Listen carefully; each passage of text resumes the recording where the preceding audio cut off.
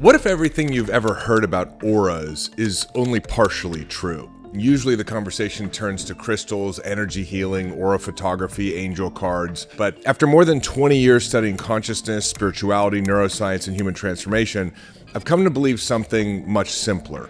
Your aura isn't the cause of anything, it's actually the effect. If you really want to raise your frequency or increase your vibration, the answer isn't found in trying to change your aura. It's found in transforming the state that's producing it.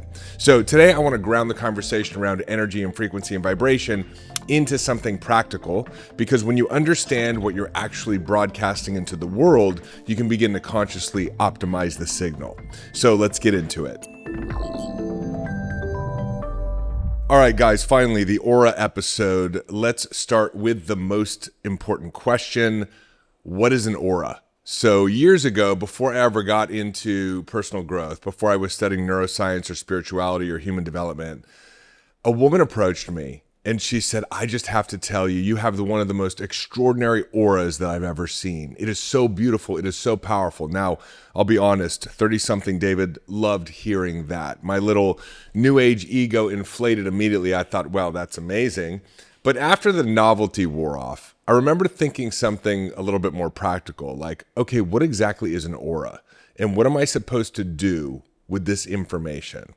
So if someone tells me I have an extraordinary aura, that's nice, but can I strengthen it? What do I do with it? Does it matter? Does it create my life? Those questions stuck with me. And today, after studying consciousness from both spiritual and scientific perspectives, I think the conversation around auras has become unnecessarily mystical when it can actually be incredibly practical. And here's what I mean. Every spiritual tradition throughout history has described reality as existing on multiple levels.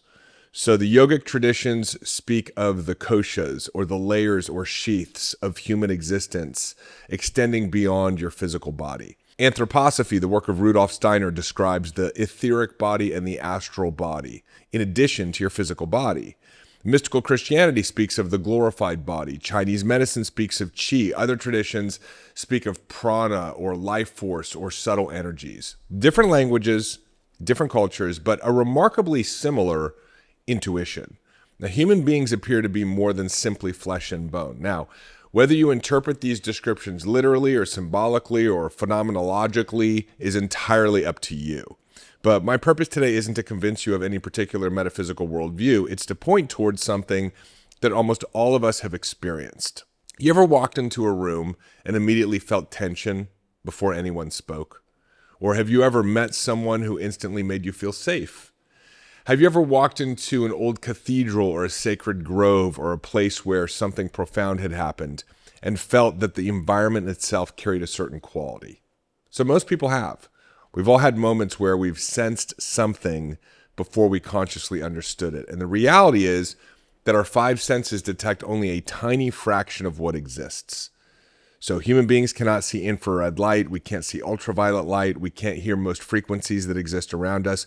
We can't perceive magnetic fields. Yet a lot of animals can. Bees can navigate using ultraviolet patterns that are invisible to us. Birds appear capable of sensing the Earth's magnetic field during migration. Reality is almost certainly richer than our sensory apparatus allows us to perceive.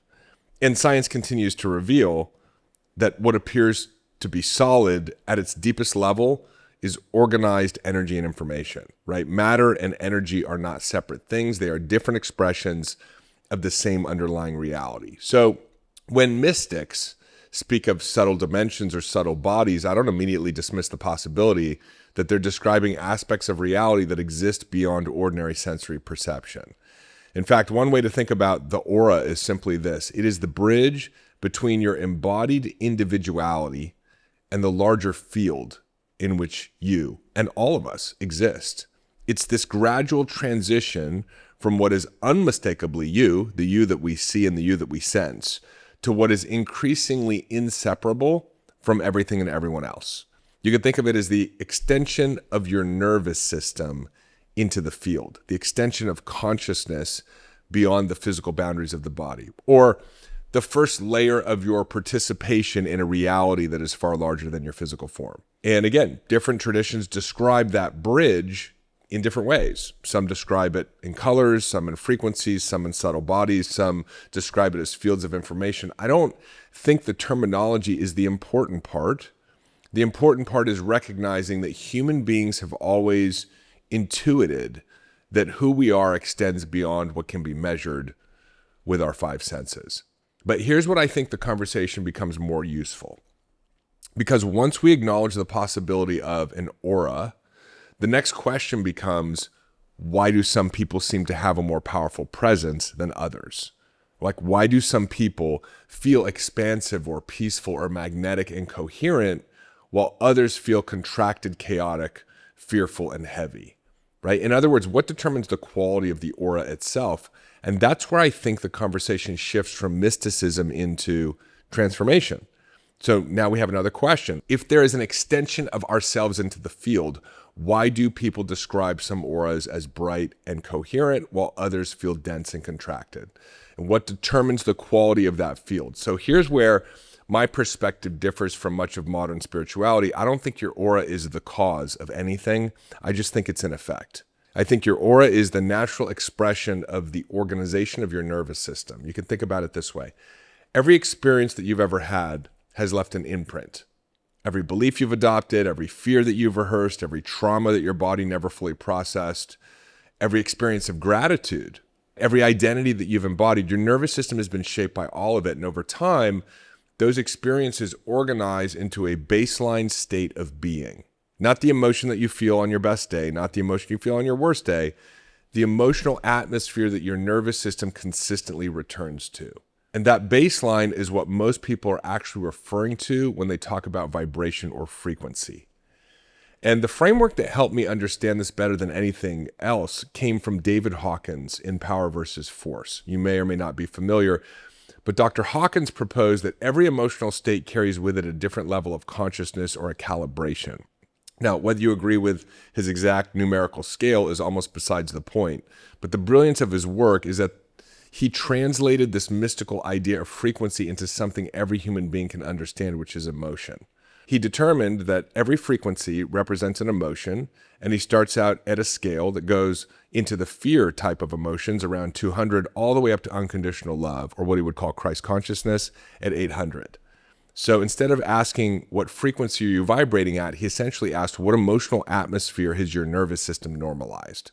Do you live in fear or in shame or in pride or courage or love? Because your life isn't being created by the emotion that you experience for 5 minutes after listening to an inspiring podcast. It's being shaped by the emotional state that your nervous system returns to when no one is watching. And I think that's what frequency is.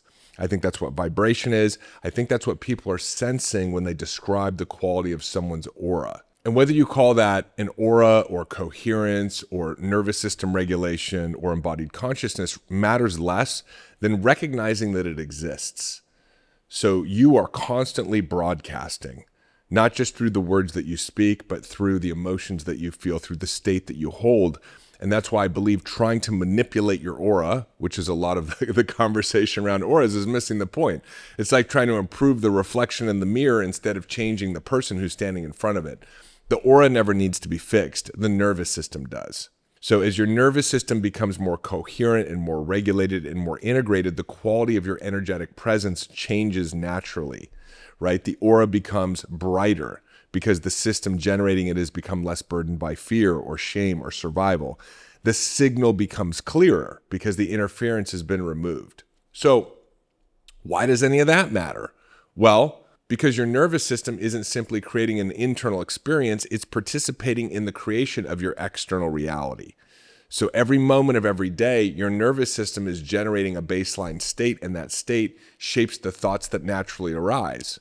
But it also shapes the thoughts that never quite reach your conscious awareness. So it's all of your subconscious influence, which influences your intuition and your impulses and the things that you feel drawn to and the things that you instinctively avoid. Long before making conscious decisions, your nervous system is already organizing your experience. And life is built far less by the handful of major decisions that we remember than by the thousands of nearly invisible decisions that we never notice ourselves making, like what time you decide to wake up, or how long you hesitate before speaking, or what seat you choose at an event, or whether you follow an idea that suddenly appears or you dismiss it before it has a chance to grow. Most of those decisions, they don't feel significant in isolation, but collectively they create this really powerful thing called the timing of your life. They determine which conversations happen, which relationships develop, which opportunities materialize, and ultimately the path your life unfolds along. So from a psychological perspective, this makes perfect sense, right? Your nervous system is continually filtering reality and organizing behavior in accordance with its baseline state. But it's actually more than that, because your nervous system is participating directly with the field of consciousness. So things like coincidence and synchronicity, they're part of the architecture of reality. And I believe the quality of your internal coherence influences the way the field responds. So the more aligned you become, the more life seems to organize itself in aligned ways. The right conversations happen, unexpected introductions, an idea that arrives at precisely the right time. So what looked like coincidence begins to feel more like intelligence. Now, you may hear that and say, but Dave, that's just simply perception. You may believe your nervous system is becoming better at recognizing opportunities that are always present, or you may believe that consciousness itself is participating and that the field is responding to the quality of your broadcast. Again, I don't find those explanations mutually exclusive. I think they're different ways of describing the same reality. But what's undeniable is that your inner state doesn't stay inside you. It extends into every thought that you think, every decision you make, every interaction you have, and perhaps even into the mysterious web of synchronicities that so many of us have experienced, which means changing your life isn't ultimately about changing the circumstances around you. It's about changing the state from which those circumstances are continually being created. And this is why healing matters so much. This is why personal growth matters so much. This is why I encourage you to treat mindset like your life depends on it, because it does. Not because healing makes you a better person, but because healing changes the broadcast. And when the broadcast changes, life begins to unfold differently. So if your aura is the effect, if your frequency is the baseline state of your nervous system, and if that baseline state is continuously participating in the creation of your reality, then the question becomes incredibly practical.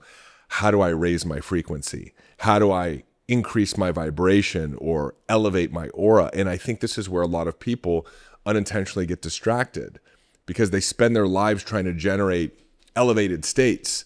They chase peak experiences. They go from retreat to retreat, or ceremony to ceremony, or meditation to meditation, looking for a feeling that will finally stay. And while many of those experiences can be profoundly healing, and they've been a part of my journey, the state eventually fades because the nervous system returns to the baseline, right? You don't transform your life because you touched a higher state for a weekend.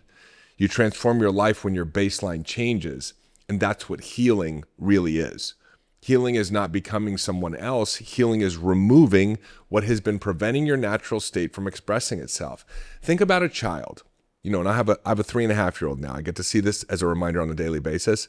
A healthy kid doesn't have to practice joy. A healthy child doesn't wake up in the morning trying to manufacture wonder or curiosity or presence. Those are natural qualities. But what happens is life happens. Pain happens, loss happens, rejection happens, trauma happens, and layer by layer, the nervous system adapts. It develops protective strategies, protective identities. And those adaptations are intelligent. They help you survive. But over time, they become heavy. They become the interference. And eventually, you mistake the adaptation for who you actually are. We start saying, I'm anxious, I'm unworthy, I'm afraid. Right? These become identities, when in reality, those are simply patterns your nervous system has learned to repeat. This is why I believe transformation is actually less about trying to become something you're not and more about subtracting. Every limiting belief that dissolves, every piece of grief that's finally felt, every old identity that no longer needs defending, the nervous system becomes a little more coherent, a little more open, a little less burdened by the past, a little more returning to who you are. And as that happens, your baseline begins to rise. Not because you're forcing yourself to think positively or pretending everything is okay, but because there is simply less distortion in the system. There's less resistance. And what remains is closer to your natural state. And I suspect that natural state is far more loving and creative and joyful and peaceful and connected than most of us have ever been taught to believe. So if someone asks me how to strengthen their aura, I don't tell them to focus on their aura. If they ask me how to raise their vibration, I don't tell them to chase a higher vibration. My recommendation is to heal, to become conscious of the beliefs that organize your experience, to complete the emotions that your body has been carrying your whole life, to integrate the parts of you that you've probably spent years rejecting. Because every time you do that, you aren't manufacturing a higher frequency, you're uncovering the one that was there before fear taught you otherwise. And perhaps that's the deepest misunderstanding in all of personal growth. People think enlightenment is about becoming more. I think it's about removing everything that has prevented you from being what you already are. Your aura changes because your nervous system changes. Your nervous system changes because your consciousness changes. And when your consciousness changes, your relationship with yourself, with other people, and with the field itself reorganizes. That's why this conversation matters. Not because it's about auras, but because it's about learning to become the kind of human being whose baseline state naturally broadcasts peace instead of fear and love instead of protection. And from that state, an entirely different life becomes possible. So I hope you enjoyed this episode as much as I love sharing it with you. Do me a favor, if you have not yet, and you're following along on YouTube, you see that little subscribe button? Hit that thing. And the bell icon so that you get alerts whenever new episodes come out, but more importantly, so that you raise your hand and say, hey, I'm a member of this community. Because I've said this before and I'll say it again, this whole personal growth thing, it is not a do-it-yourself project, it is a do it with others. I've got some amazing resources for you in the show notes, links on over to my website. You can sign up for our newsletter. You get a free 4-part video series on how to regulate your nervous system and transform your limiting beliefs. And if you love this episode, hey, our community is growing. I mean, we're at 3 million listeners on a monthly basis right now. If you can think of somebody who needs to hear this episode, pay it forward and share it with them. So I appreciate you. I genuinely love you. Thank you for being here on the journey with me. I'm so grateful that we're together, and I will see you in the next episode.